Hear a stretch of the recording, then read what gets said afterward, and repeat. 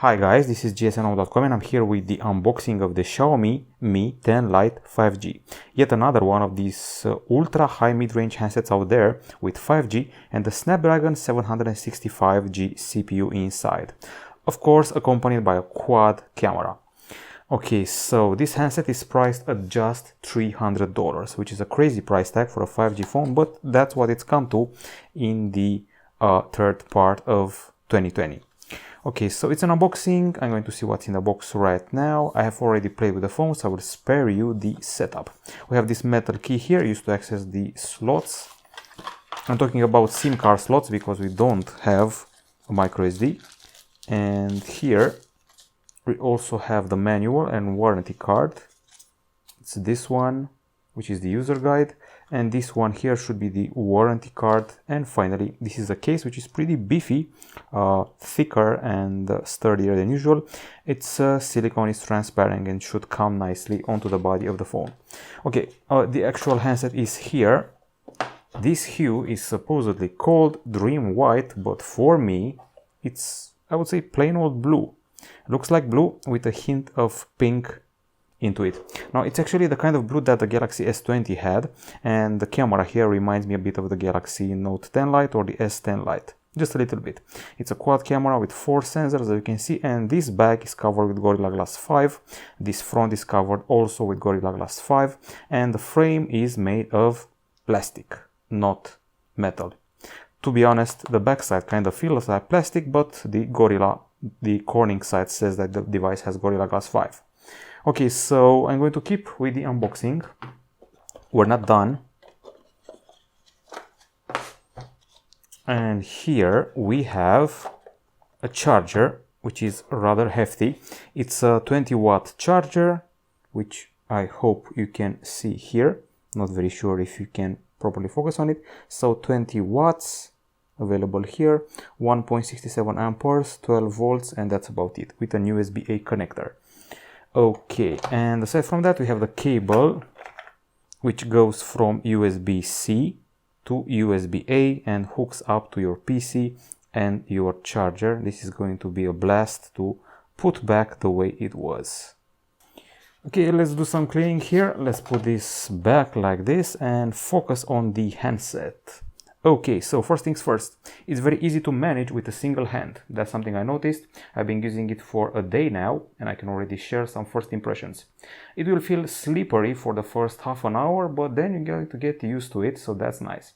The back side draws a few fingerprints, but maybe not as much as a, well, black version of the phone would. Speaking of which, the colors for the handset are Aurora Blue, there's Cosmic Gray, and there's this Dreamy White. Okay, so we're done with the build. If you also want measurements, 7.9 millimeters in thickness, 192 grams in weight. The facade is rather typical with a bit of a chin here and a teardrop notch for the selfie camera. Now, other things worth mentioning as I fire up the screen to a higher level of brightness, I would say that this handset comes with a bit of a surprise. It has a pretty strong screen. What we're dealing with here is a AMOLED screen, 6.57 inch in diagonal, a resolution of 2400 over 1080 pixels, and surprise, surprise, HDR10 plus support. Didn't see that one coming, to be totally honest. Now, just a quick recap so you know which handsets are competing with this one. So, Motorola Edge, OnePlus Nord, Oppo Reno 3 Pro 5G, Huawei P40 Lite 5G, and the Moto G 5G Plus. They're all competing for the title of cheapest super high mid-range phone with 5G in Europe. Okay, so we're pretty much done with the screen. Let's go inside the handset and see what we're dealing with on the CPU front. Qualcomm Snapdragon 765G, accompanied by 6 or 8 gigs of RAM, depending on the version you have. We have the one with 6 gigs of RAM and 120 gigabytes of storage.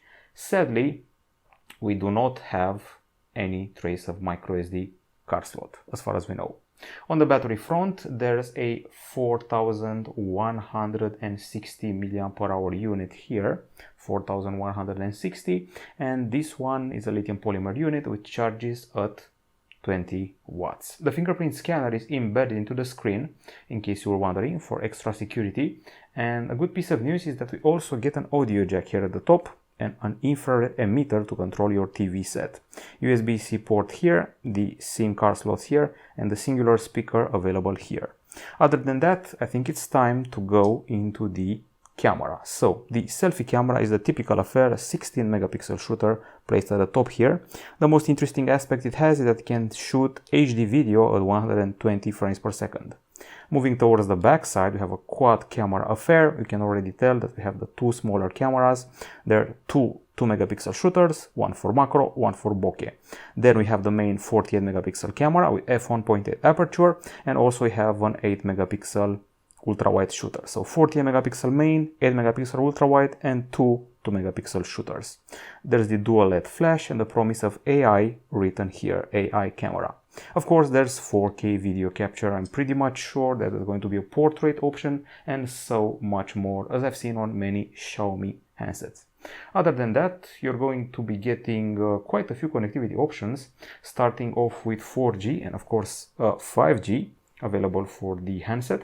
And then there's the audio jack, there's Bluetooth 5.1, there's a Wi-Fi dual band, there's also GPS dual band, NFC, infrared, and USB-C.